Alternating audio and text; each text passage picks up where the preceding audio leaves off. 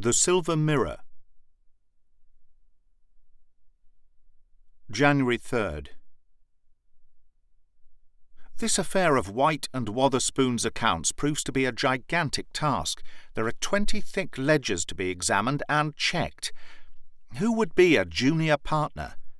However, it is the first big bit of business which has been left entirely in my hands. I must justify it. But it has to be finished so that the lawyers may have the result in time for the trial. Johnson said this morning that I should have to get the last figure out before the 20th of the month. Good Lord! Well, have at it, and if human brain and nerve can stand the strain, I'll win out at the other side.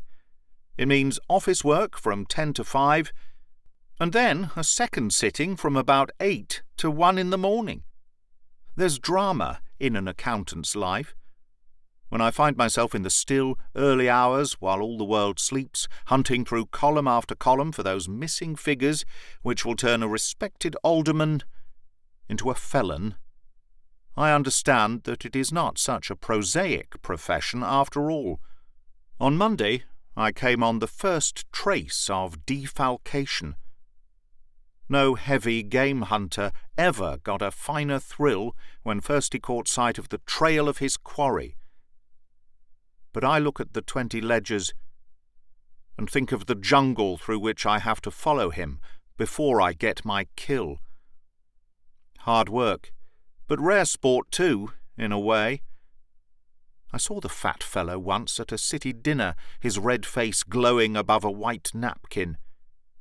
He looked at the little pale man at the end of the table.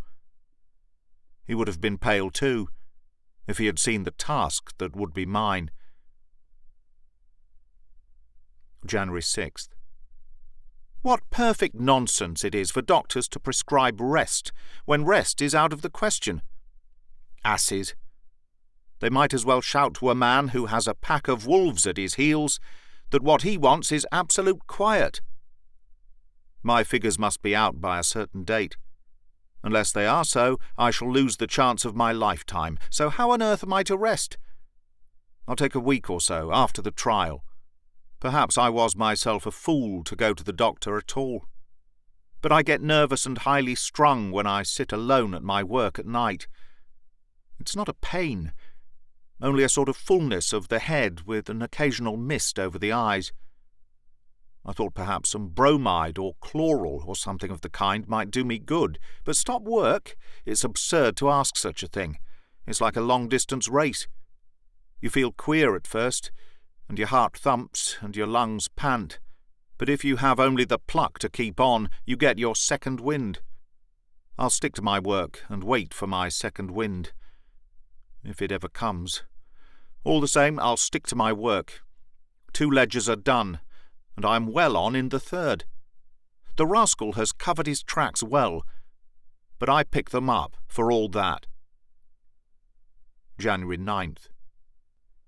I had not meant to go to the doctor again, and yet I have had to. Straining my nerves, risking a complete breakdown, even endangering my sanity. There's a nice sentence to have fired off at one.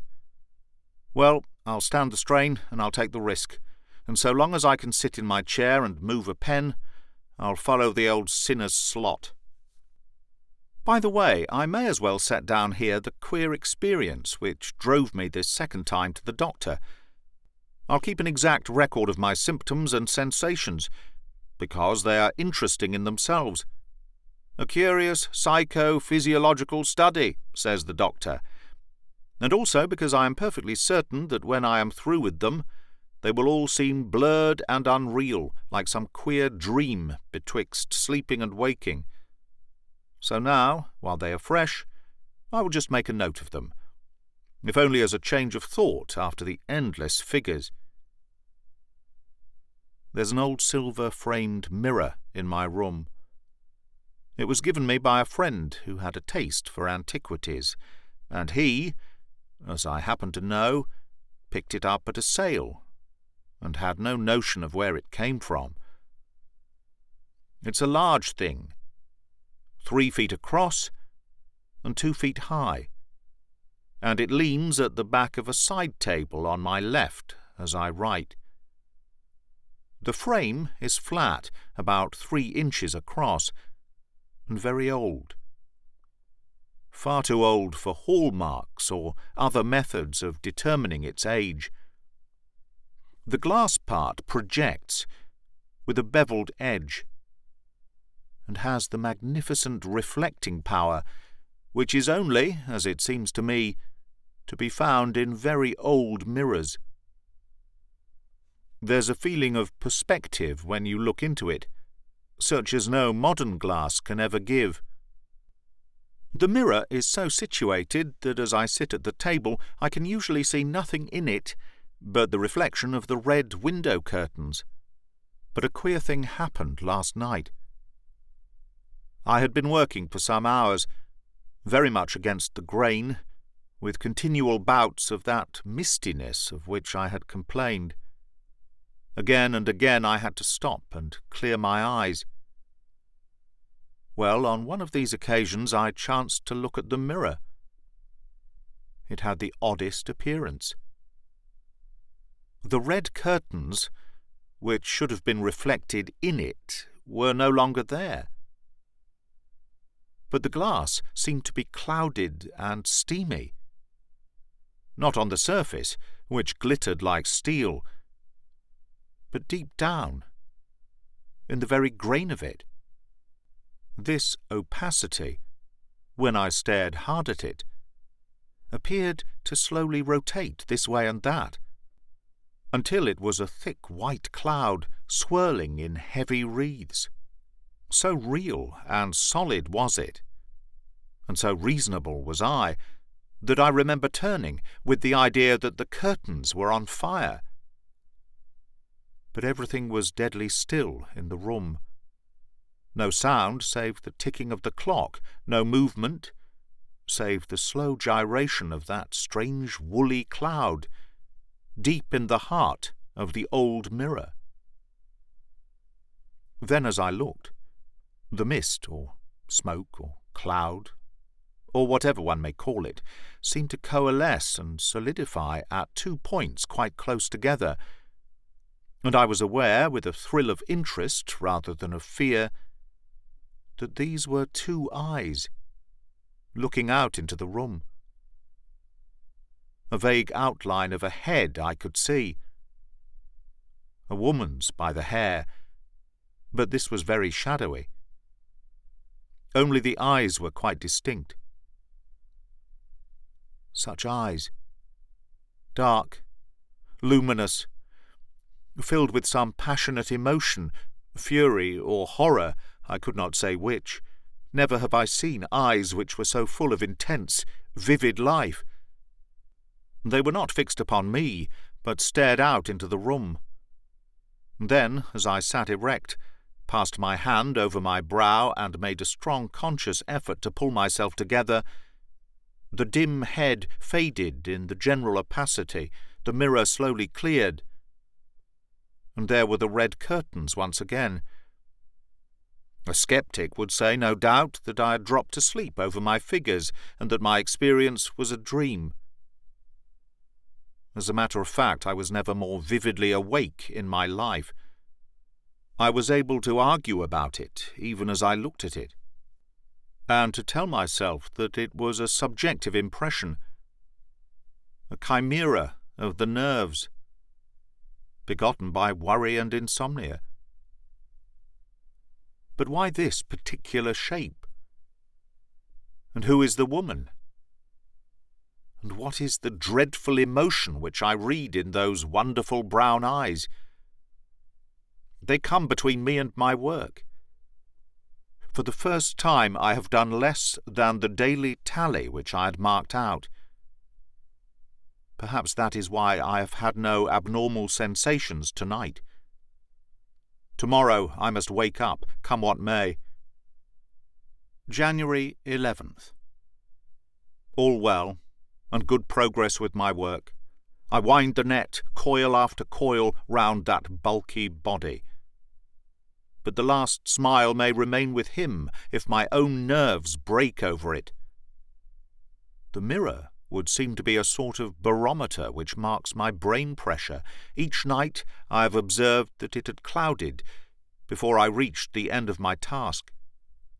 Dr. Sinclair, who is, it seems, a bit of a psychologist, was so interested in my account that he came round this evening to have a look at the mirror. I had observed that something was scribbled in crabbed old characters upon the metalwork at the back. He examined this with a lens, but could make nothing of it. Sank ex pal was his final reading of it, but that did not bring us any further. He advised me to put it away into another room. But after all, whatever I may see in it is, by his own account, only a symptom. It is in the cause that the danger lies. The 20 ledgers, not the silver mirror, should be packed away. If I could only do it.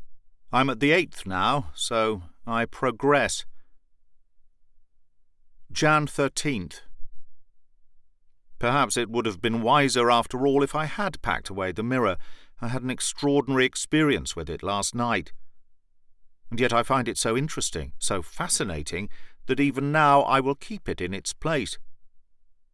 What on earth is the meaning of it all? I suppose it was about 1 in the morning, and I was closing my books, preparatory to staggering off to bed, when I saw her there in front of me. The stage of mistiness and development must have passed unobserved, and there she was, in all her beauty and passion and distress, as clear-cut as if she were really in the flesh before me. The figure was small but very distinct, so much so that every feature and every detail of dress are stamped in my memory. She is seated on the extreme left of the mirror. A sort of shadowy figure crouches down beside her. I can dimly discern that it is a man. And then behind them is cloud, in which I see figures which move. It is not a mere picture upon which I look. It is a scene in life, an actual episode. She crouches and quivers. The man beside her cowers down. The vague figures make abrupt movements and gestures. All my fears were swallowed up in my interest. It was maddening to see so much and not to see more. But I can at least describe the woman to the smallest point. She is very beautiful, and quite young, not more than 25, I should judge. Her hair is of a very rich brown, with a warm chestnut shade fining into gold at the edges. A little flat-pointed cap comes to an angle in front, and is made of lace, edged with pearls. The forehead is high, too high perhaps for perfect beauty, but one would not have it otherwise, as it gives a touch of power and strength to what would otherwise be a softly feminine face. The brows are most delicately curved over heavy eyelids, and then come those wonderful eyes, so large, so dark, so full of overmastering emotion, of rage and horror, contending with a pride of self-control which holds her from sheer frenzy. The cheeks are pale, the lips white with agony, the chin and throat most exquisitely rounded. The figure sits and leans forward in the chair, straining and rigid, cataleptic with horror. The dress is black velvet. A jewel gleams like a flame in the breast, and a golden crucifix smoulders in the shadow of a fold. This is the lady whose image still lives in the old silver mirror. What dire deed could it be which has left its impress there, so that now, in another age, if the spirit of a man be but worn down to it, he may be conscious of its presence. One other detail. On the left side of the skirt of the black dress was, as I thought at first, a shapeless bunch of white ribbon.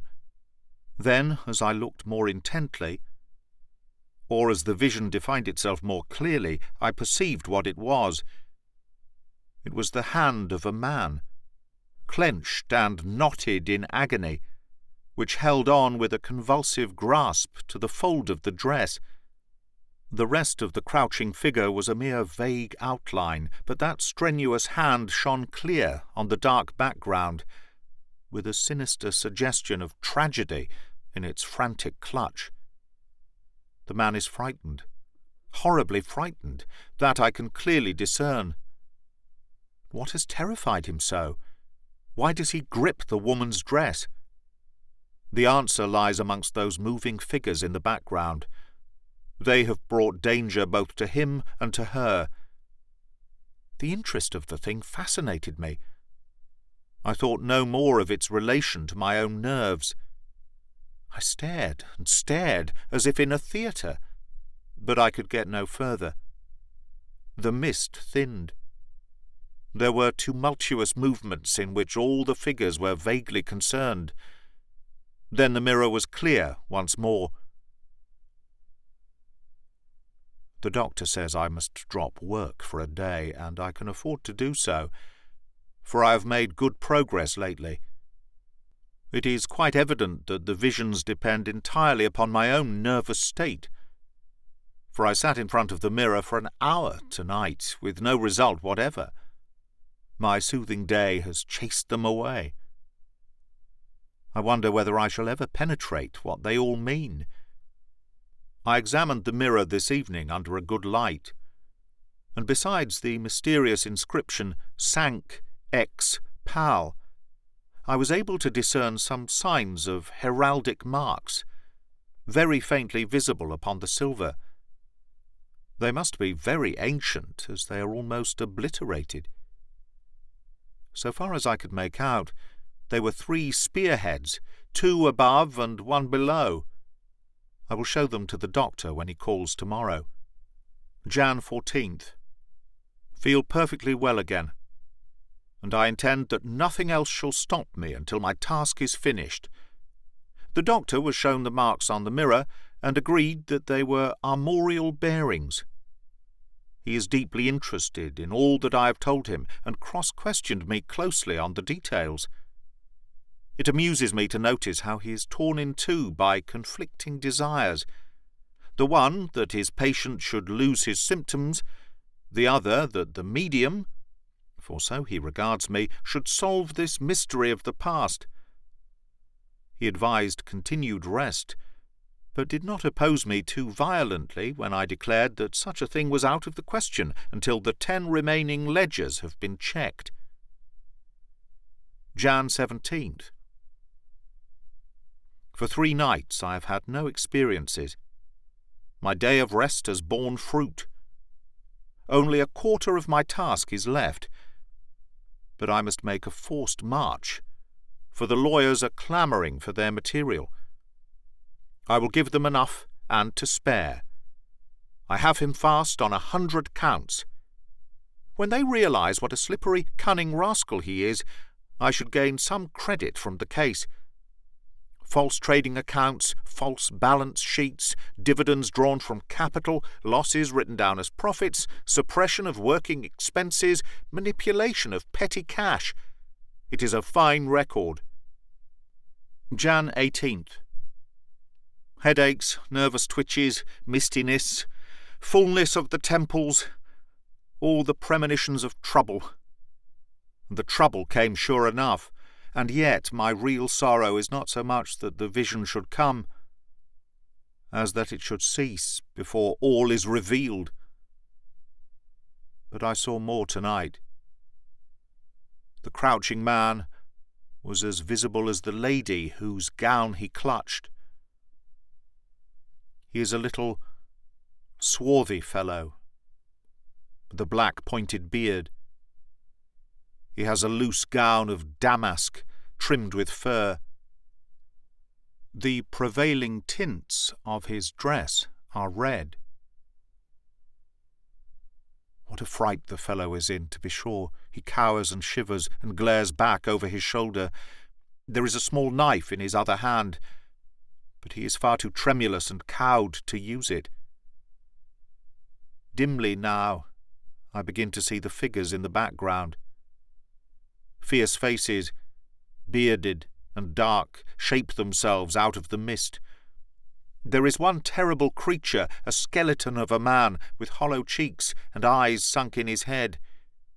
He also has a knife in his hand.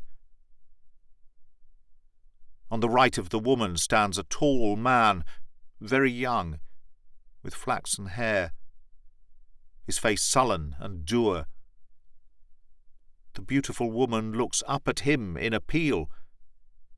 So does the man on the ground. This youth seems to be the arbiter of their fate.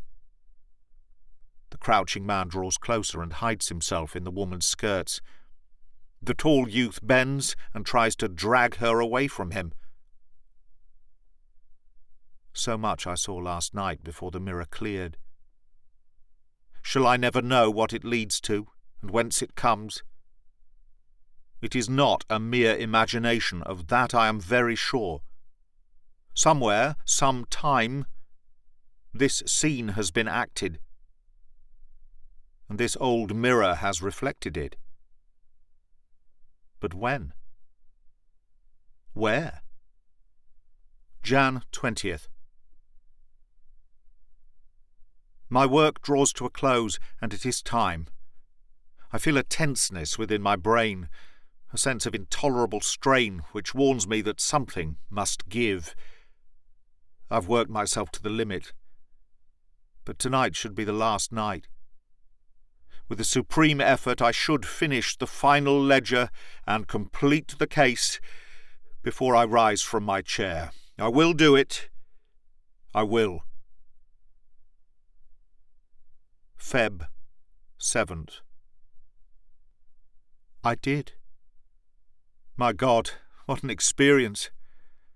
I hardly know if I am strong enough yet to set it down. Let me explain in the first instance that I am writing this in Dr. Sinclair's private hospital, some 3 weeks after the last entry in my diary. On the night of January the 20th, my nervous system finally gave way, and I remembered nothing afterwards until I found myself 3 days ago in this home of rest. And I can rest with a good conscience. My work was done before I went under. My figures are in the solicitor's hands. The hunt is over. And now I must describe that last night.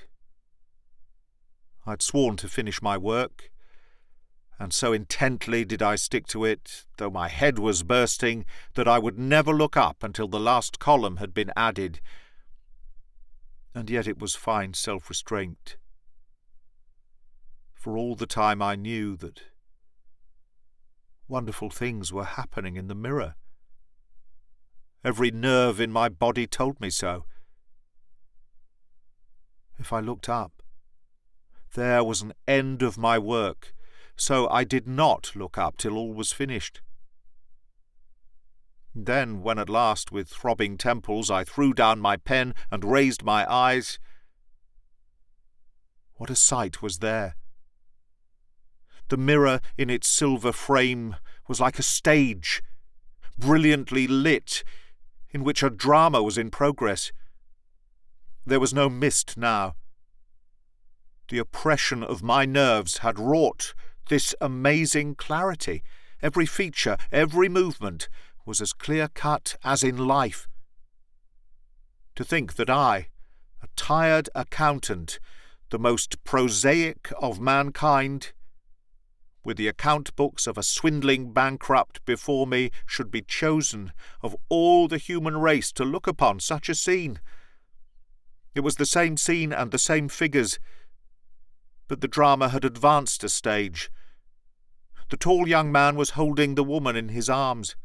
She strained away from him and looked up at him with loathing in her face. They had torn the crouching man away from his hold upon the skirt of her dress. A dozen of them were round him. Savage men, bearded men. They hacked at him with knives. All seemed to strike him together. Their arms rose and fell. The blood did not flow from him. It squirted. His red dress was dabbled in it. He threw himself this way and that, purple upon crimson, like an overripe plum. Still they hacked, and still the jets shot from him. It was horrible, horrible. They dragged him kicking to the door. The woman looked over her shoulder at him, and her mouth gaped. I heard nothing, but I knew that she was screaming. And then, whether it was this nerve-racking vision before me, or whether my task finished, all the overwork of the past weeks came in one crushing weight upon me, the room danced round me, the floor seemed to sink away beneath my feet, and I remembered no more. In the early morning my landlady found me stretched senseless before the silver mirror. But I knew nothing myself until 3 days ago I awoke in the deep peace of the doctor's nursing home. Feb 9th. Only today have I told Dr. Sinclair my full experience. He had not allowed me to speak of such matters before.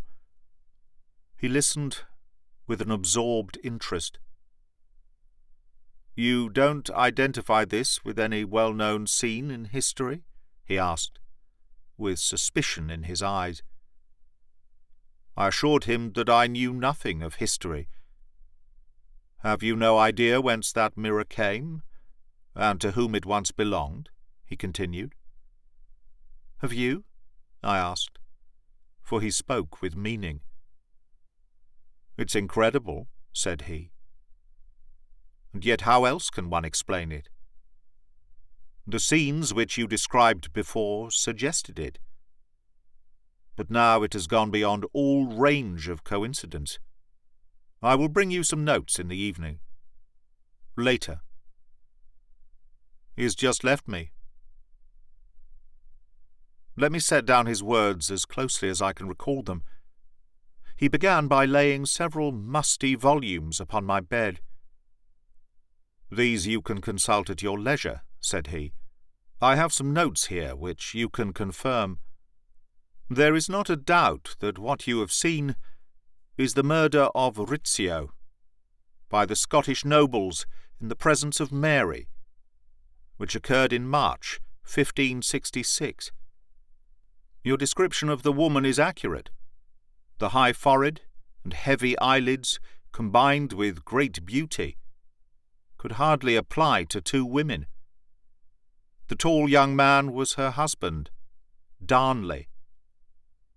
Rizzio, says the chronicle, was dressed in a loose dressing gown of furred damask, with hose of russet velvet. With one hand he clutched Mary's gown, with the other he held a dagger. Your fierce, hollow-eyed man was Ruthven, who was new risen from a bed of sickness. Every detail is exact. But why to me? I asked, in bewilderment. Why, of all the human race, to me? Because you were in the fit mental state to receive the impression, because you chanced to own the mirror which gave the impression. The mirror! You think, then, that it was Mary's mirror? That it stood in the room where the deed was done? I'm convinced that it was Mary's mirror. She had been Queen of France. Her personal property would be stamped with the royal arms. What you took to be 3 spearheads were really the lilies of France. And the inscription? Sanc ex Pal. You can expand it to Sancti Crucis Palatium. Someone has made a note upon the mirror as to whence it came. It was the Palace of the Holy Cross. Holyrood, I cried. Exactly. Your mirror came from Holyrood. You have had one very singular experience, and have escaped. I trust that you will never put yourself into the way of having such another. That is the end of The Silver Mirror by Arthur Conan Doyle. Read by Greg Wagland. For Magpie Audio 2021. Please subscribe. Click like. Click dislike. All that stuff. All that good stuff. Thanks for listening.